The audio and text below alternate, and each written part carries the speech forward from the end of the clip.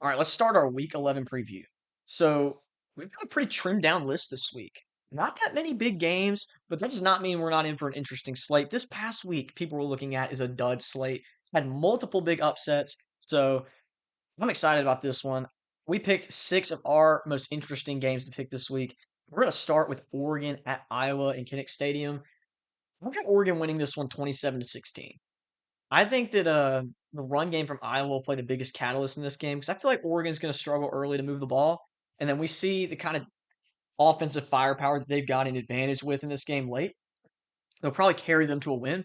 I just don't think that they'll be able to break that 30-point barrier against a solid Iowa team, probably at night in Kinnick Stadium. Iowa's run game, if they can get really going, which we saw Indiana do against Oregon, could keep this game close. I think Oregon's clearly the better team.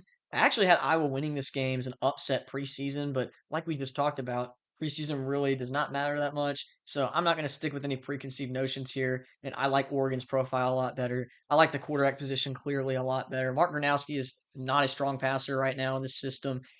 Dante Moore is an elite quarterback. He hasn't played his best ball later this season.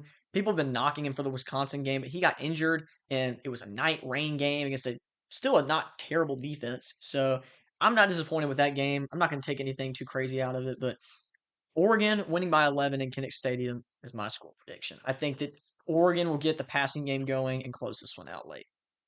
I think this will be a really close, gritty game, kind of like what we saw out of Indiana versus Oregon. And I have a pretty similar score as well. I have Oregon holding on 20-17 in Kinnick.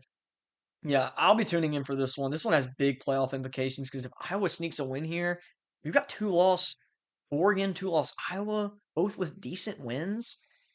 It's Be going to be really hard to leave interesting. both of them out if they win out, which neither of them would make the Big Ten championship at this rate because it'll be undefeated Indiana against undefeated Ohio State. So maybe both of them sneak in, but I don't think anybody wants to see Iowa make the playoffs. So hopefully that will not happen. I would hate for Ole Miss to get a home game and then have to play Iowa at home. That would probably be the worst outcome possible. I don't even know if I'd go to that game, and I've been saying I'd go to an Ole Miss playoff game my whole life, so would not go to that.